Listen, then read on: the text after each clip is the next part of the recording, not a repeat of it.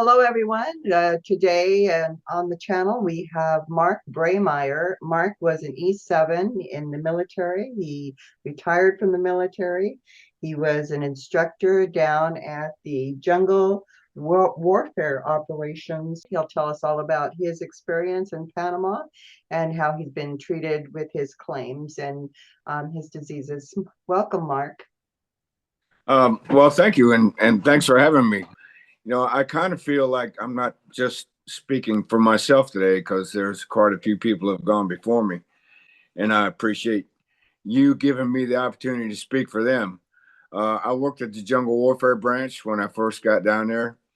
The Jungle Warfare Branch that's the part of the Jungle Operation Training Center that it's the meat and potatoes of the Jungle Operation Training Center. The battalions come down, they link up with instructors, and whenever the unit goes out on patrol for, because that's what we teach is patrolling basically. An instructor goes with them. He stays out in the field with them. When they get wet, he gets wet. When they get cold, he gets cold. And when he gets tired, everybody's tired. And the thing is, you just have to make sure. I think basically the instructor's job was to make sure that the unit got the best training they could possibly get. You had to advise and give consent to certain things. And most of the time, you just observed and evaluated. And the evaluation came at the end. Every evaluation had different parts to it. Like part of the evaluation would be how did they do in patrolling, how did they do on land navigation, how did they do technically, and you had to watch all that and make sure that they didn't get lost. Because if they got lost, you couldn't complete the rest of the evaluation because everything was kind of moot. It's kind of like going out to your car and not having any gas in the gas tank when you take off. Yeah, and they could meet the objective or they go the objective, and after that, the rest of it was on them. But en route to that objective, you might encounter things that they were familiarized with, but not necessarily trained in. And one instant example I can think of is bees. Bees cause more casualties in the jungle than about anything I know of, besides black palm. But when somebody stepped on a bee nest out there, it was like an artillery explosion because the bees went everywhere and people were getting stung. And specifically what happened, the worst thing that could happen is you have somebody that's allergic to bee stings. And all instructors carried anaphylactic shock needles, the little packets of needles come in. So if somebody started swelling up, the throat started swelling, you could shoot them with the anaphylactic anti-swell up medicine or whatever it was they called it. And you could medevac the guy without actually losing anybody.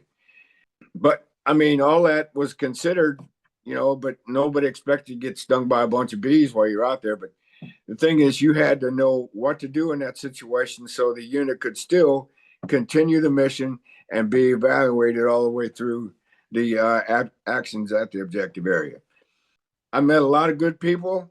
I didn't like flunking people on an evaluation because there's more than one monkey in the tree.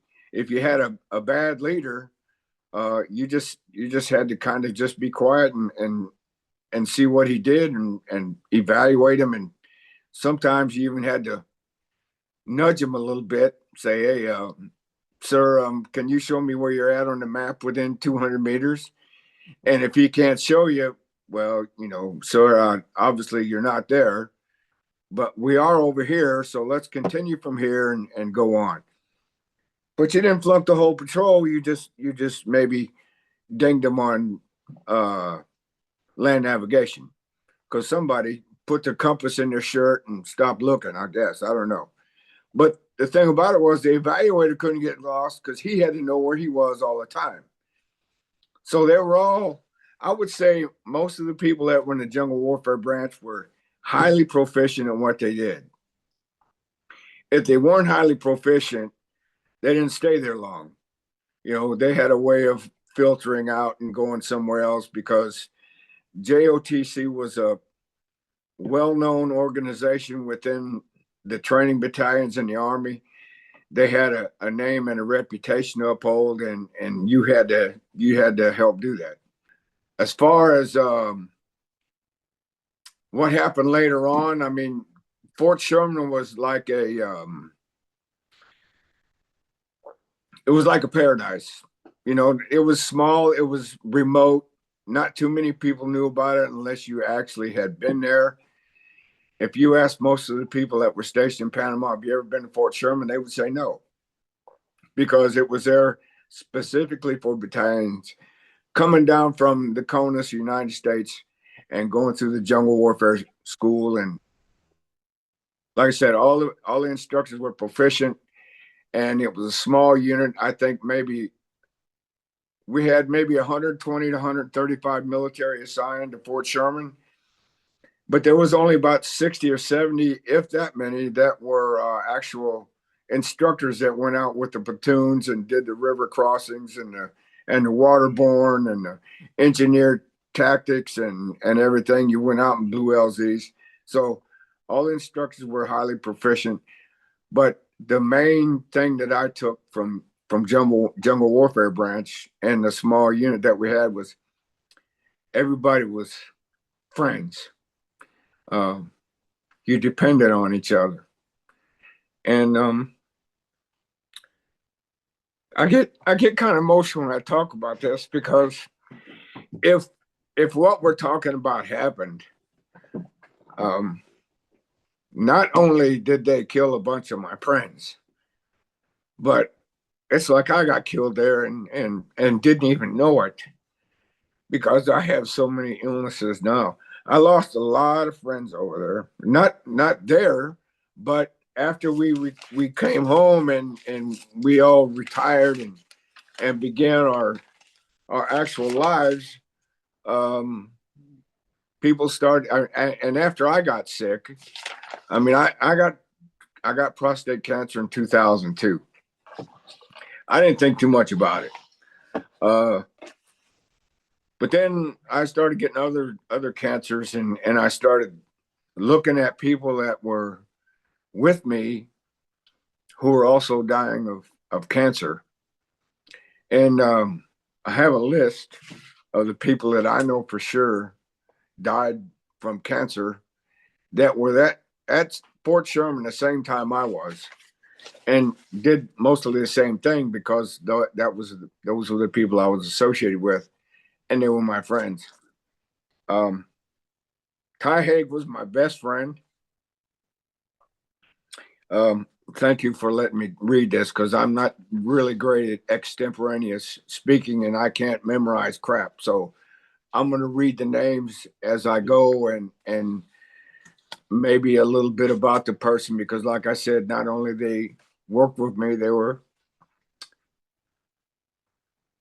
Please do. We appreciate that. And I know their families will appreciate it as well. Nobody knew about it. It just all of a sudden you start hearing people dying and you start looking, you've been sick. But Ty Haig had a wife named Gwen, 3 boys. He was my fishing partner down there. We were stationed at Fort Jackson together first, and later on we both got stationed down at JOTC. He got sick first with heart disease. He had a triple bypass. He had the triple bypass. He was on his way to recovery, and later he had prostate cancer. He got rid of the prostate cancer, and later on he had bladder cancer, from which he died. We were having lunch at a Korean restaurant in Colombia, and he said he had to go to the bathroom. Oh, okay. We're getting that age where it's not unusual for guys our age to say, "Look, I got to go to the can." Women That's too. I mean, that's just the way nature does. After a while, things don't work like they used to. But he came back and he said he had just passed the clock. And that's when he found out he had bladder cancer, and I think he lasted about 3 months. John Sweeney, he was the operations sergeant at JWB. He worked for Joe Hernandez, who was the NCOIC. He had a wife named Sook. She was Korean. She made excellent bulgogi. And he had, well, you're all friends down there. You find out hey, what's your wife good at cooking? And, you find out John's wife was good at bulgogi. And you've been to Korea. Say, hey, John, can Sook hook me up with some bulgogi? So I think he had a couple sons. He lived in Charleston, South Carolina, and he started a bedliner business in Charleston, South Carolina. And Ty and I were friends back here. We went fishing at the South Carolina State Park one time, and we saw John and Sook at the state park, and this was in 2013 or so. And I said, Ty, that looks like John Sweeney over there. And I wasn't sure. So I yelled across the parking lot, hey, is your name Sweeney? And it was John and Sook, and they were there at the same time because they lived in around Somerville and Charleston, which is right in our home state. So, a lot of people retired to South Carolina. John Everett, he came to Panama with me my last tour in 1990. We got there a little bit after Just Cause had died down, and at that time I had 20 years in, so I put in my retirement as soon as I got there the last year, because after being at JOTC twice, I didn't figure I was going to get any luckier than that. So I just put in my retirement, and when I retired right out of Jungle Operation Training Center, Sherman. I flew to Charleston. I went home in Elgin, South Carolina, and I went to Jackson the next day and out processed in blue jeans and a t-shirt. So I got a job at the post office, and then John retired. He stayed another year in Panama after I did, and he retired, and he came back home to Columbia, and he got a job at the post office, and he died of I think it was liver disease, but we're talking people I know, and I watched their family grow up. It didn't take him long either, but he died just a couple of years ago, as a matter of fact. William Shambone, he picked John and I up at the airport the last time I came down there. He died of a heart attack. I'm not sure when. William Fish was my dive buddy when we did a dive in San Blas. He was at JWB. All these guys are with Jungle Warfare Branch, because those are the people that I associated with, that worked with. It's like any other unit. You have the point of the spear, and then you have the support people. And most of the guys I worked with were in Jungle Warfare Branch. But William Fish had been there quite a long time. He married a Panamanian woman. So he stayed in Panama a long time, but I knew him at Fort Sherman. He died of brain cancer in Tampa, Florida. David Staffney, I didn't know David personally because he was in Team 2, but he died a couple years ago. I think it was from a heart attack. He lived in, I believe it was South Dakota. Charles Bonnet lived in Columbus, Georgia. He went on to work for Department of the Army, traveling around testing things for the Army. And he retired again, and not long after he retired, he died of a heart attack. Tommy Smith was also in Jungle Warfare Branch. He married a lady named Morena, who was she was from Panama. They had a daughter named Samantha and a son, and they lived in Clarksville, Indiana, right next to Louisville, Kentucky. And even when I went home, I used to drive home through there, and I'd stop and I'd see him. And he died, I guess, about 7 years ago. But all these people have died within the last, I'd say, 10 years, or maybe, I don't know, maybe I'm getting old and it could be 15, but I know they died before their time, and they died of just unknown reasons. And I mean, how do you just drop dead? And I don't think it's a coincidence, you know, because it's not like everything they had or I had is contagious. We didn't give it to each other. So I think somewhere um, something in the milk wasn't clean. But and I'm not saying who did it, because the people that came up with this, if what we're talking about is true, they're probably long gone. You know, they don't see the results of what they did, or and I imagine if they knew what the results would be, they wouldn't have done it, because no sane person would do that. You know, because if you knew about it, then you're responsible for killing all the people I'm talking about, and probably me too, because I still have cancer and I'm still in treatment. Dennis Blake and I were stationed at Fort Bragg together in Charlie Company, 2nd Battalion, 504th Parachute Infantry Regiment. I got to represent. You know, I still do. I'm not that old and I'm not that beat up. So Dennis and I were stationed in Charlie Company together, and I went to drill sergeant school, and then I went to Panama. And I don't know if he came to Panama from Fort Bragg, but I know one night I got a knock on the door and I opened it and there's Dennis. I said, "Man, what are you doing here?" He said, "I'm moving in next door." Awesome. You know, so not only did I know him at Bragg, I knew him at Fort Sherman, and we were next door neighbors. Nice. And we were, I mean, they were all really good friends.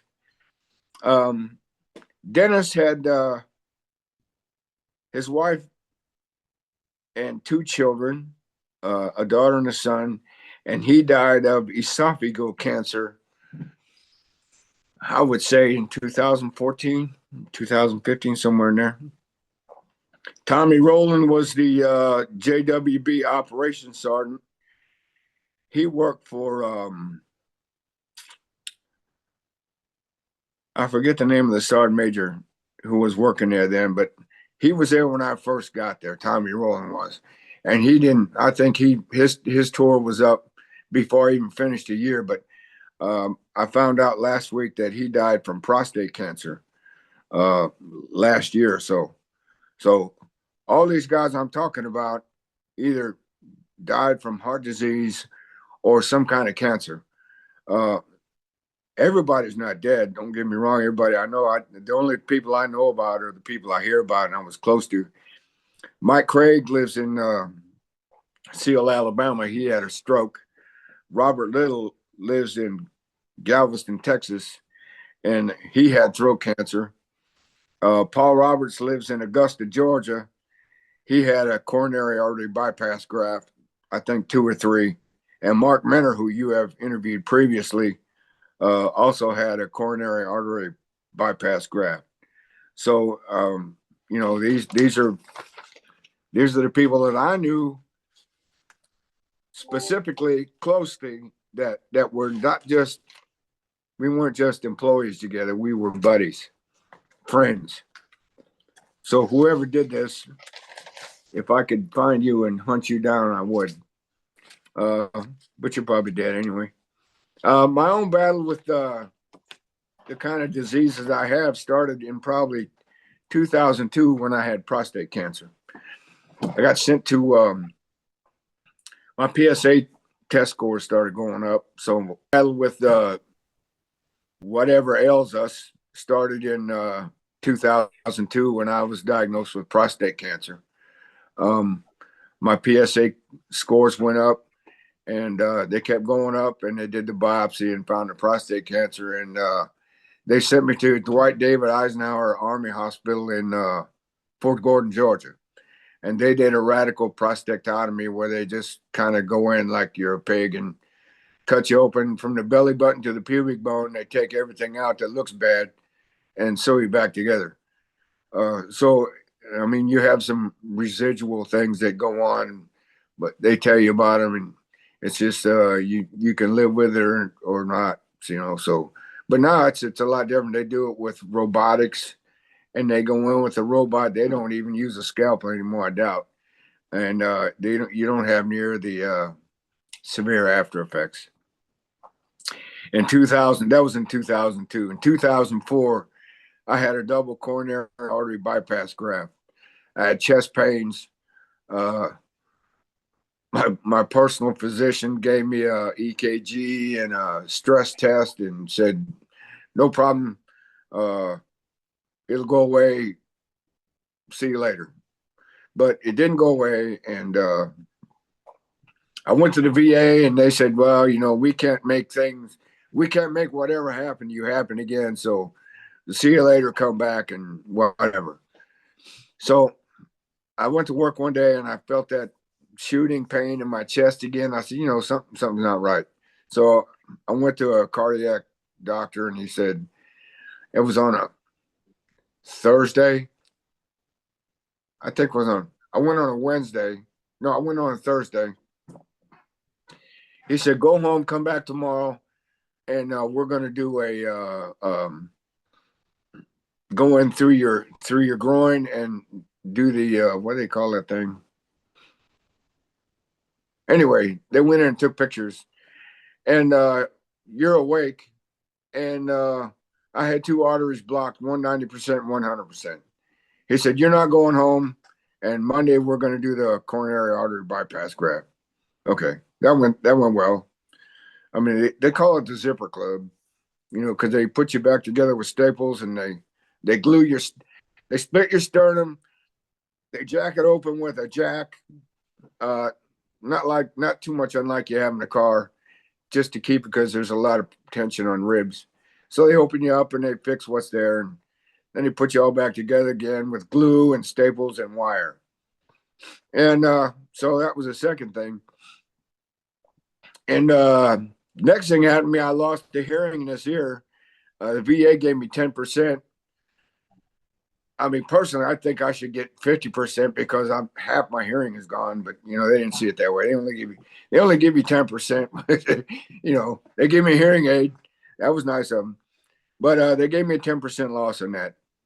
In 2016, I went and had I had to take a vision test for my driver's license because they don't want old folks on the road who can't see. Understandable. So everything was fine when I went in. I take the vision test and I maxed the thing, but the person giving me the test, they put those drops in your eyes and to dilate your eyes, and they look in there and she goes, you got some swelling around your optic nerve. I'm going to send you to an ophthalmologist next week. I'm going to make you an appointment and we'll check that out. I said, okay. That was on Thursday. Friday night, I started seeing glitches of light or whatever in my right eye. And I didn't think too much about it. I thought maybe it's, after effects from the drops or something. By Monday morning, I'd lost almost 50% to 60% of the vision in this eye.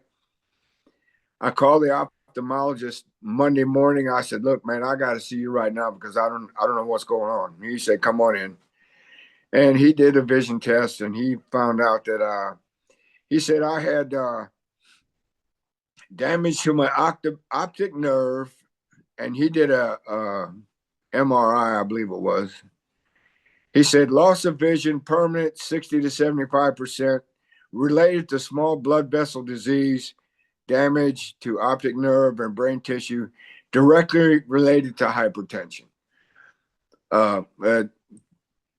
Went to the VA and got glasses, and they didn't say anything about it. They figured, well, there's nothing we can do.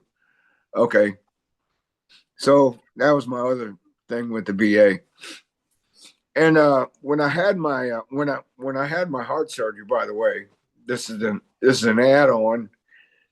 I went to the VA because for as long as I had the staples and wired up, I couldn't go back to work. So I applied for 100% temporary disability. From the time I walked into the VA and Dorn's Veterans Hospital, saw the doctor and walked out, 12 minutes had expired. It took him 10 minutes to decide I wasn't authorized anything because it wasn't service connected. But, you know, it wasn't hard to appeal that one because, you know, what doctor is going to look at you for 10 minutes and say, ah, never mind, go home. So I appealed that one on my own. I finally wound up with the 90-day, 100% disability temporary, and it wound up with a 60% permanent disability. And I had later on, I had another, I had a stent put in one of the arteries that they opened up. So I never got any more from that. In 2018, in 2012, I've had real bad back problems. I went to the VA and they gave me 10% from a spinal injury or something and had numbness in my fingers. But I had real bad lower lumbar injuries and I put in for that. And they denied it, saying it wasn't service connected. I guess 6 years on airborne jump status and 5 years of walking in Fort Sherman with a 90-pound rucksack on your back is normal, you know. So they just denied that, not service connected. I retired in 2012 with a disability from the post office, which I did my own paperwork on. I didn't go to the VA for any, but it took them 11 months to decide that, yes, you can retire with a disability from the post office. 2 months after that, I turned 62. I went to Social Security and I used the same paperwork I used for the post office and put in for disability Social Security there. I got the regular disability because I was 62 right away, or at least the next month, because you can put in a disability Social Security. So I got what they do, they just catch you up to what you would have had you stayed the whole term. So we go from there to the laminectomy, which I had in 2018. I had to retire from the post office. I couldn't do the work anymore. I was a mail handler. My job was load and unload trucks on the platform of the dock. The trucks back up, we unload them. A lot of times it was bed loaded, so you know you're chunking 70-pound sacks around. I couldn't do it anymore in 2012, and that's when I put in for my disability.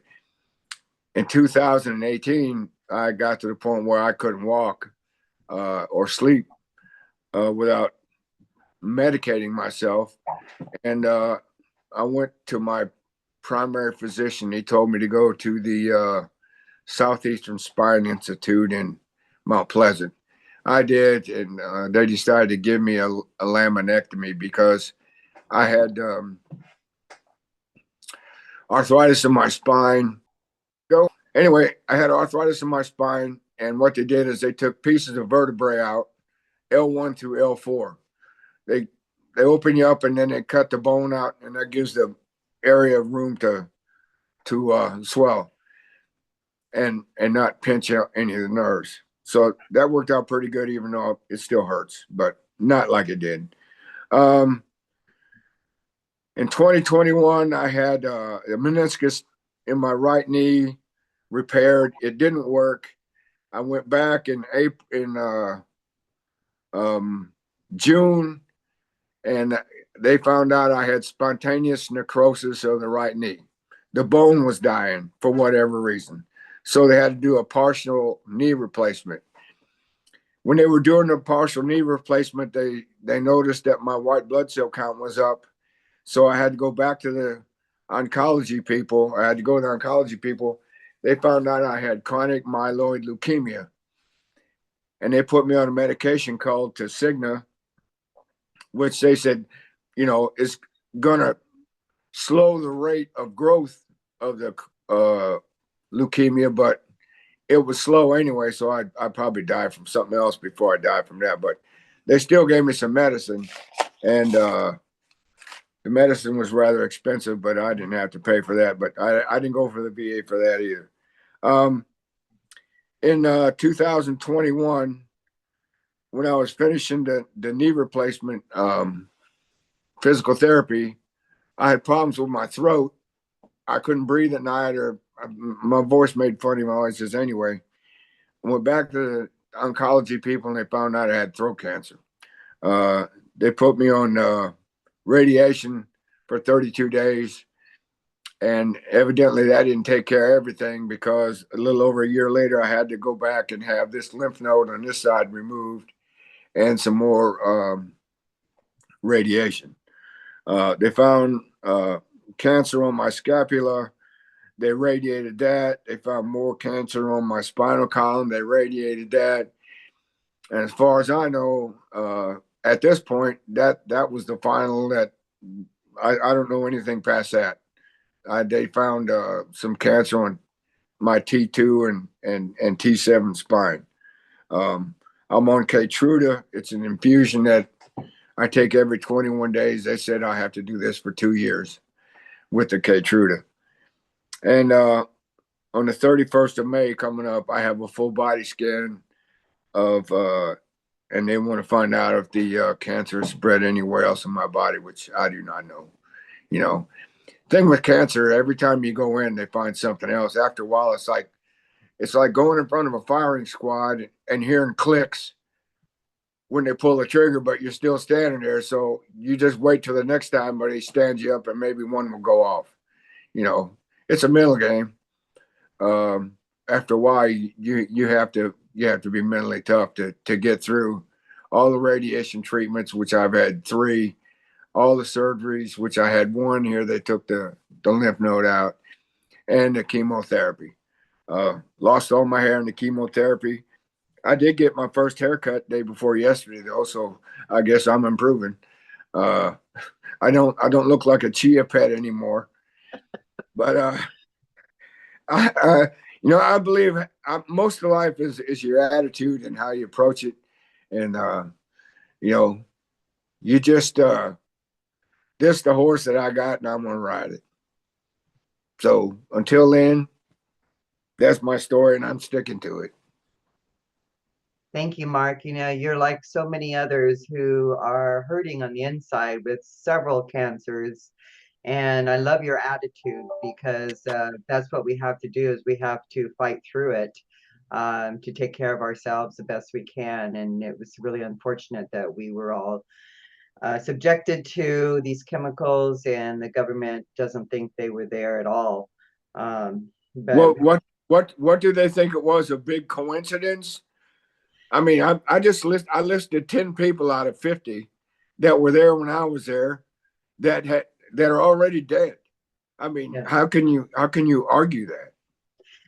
I don't understand it, but we have filed, many people have filed, my husband included. He grew 14 stones inside his pancreas and had his pancreas removed, diabetes. And I filed in 2015. I thought it was a slam dunk with the records, and they said, no, it wasn't there. They have been telling us for a while that there's a difference between tactical and commercial. There is not. In fact, there is just a paper out by Dr. Olson and the Merry Band of Retirees that I posted on my Facebook page, and I'll have the link down here so that people can go there and read it, because they are PhDs and they're writing that there is no difference. And the GAO said that as well in 2018 in their Guam report, that there's no difference in the dioxin content of the commercial versus the tactical.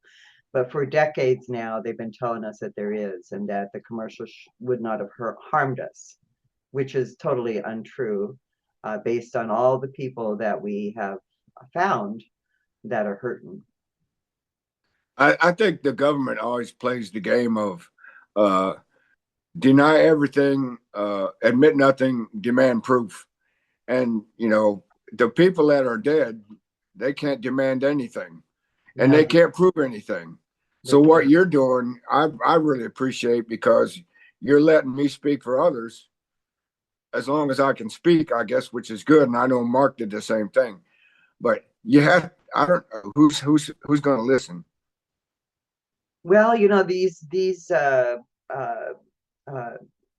these interviews make it around the world. People can listen to them. So the more people that speak out, the bigger our voice will get.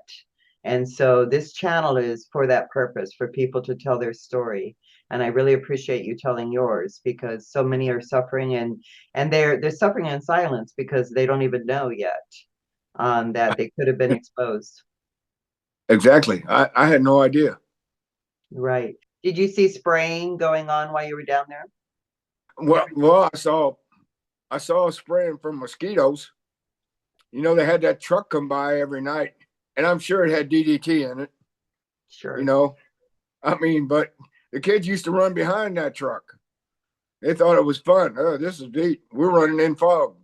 You know, not knowing. I mean, if parents knew it, they wouldn't let them run behind the truck full of DDT. They didn't ask anybody if they wanted to have your road sprayed or your area sprayed. It was just understood. They do this to keep the mosquitoes down. It's for your own good. Uh, Yeah, we would not have been able to live there without it for sure. I mean, comfortably, right? well, I mean, you know, there's some logic in that. I understand Right. that. I mean, my dad was a farmer, and you know, he used sprays. You know, he used poisons to kill weeds and stuff. So, I know it's all for the common good. But then again, he died at not even 68 years old from cancer too. So he didn't know either.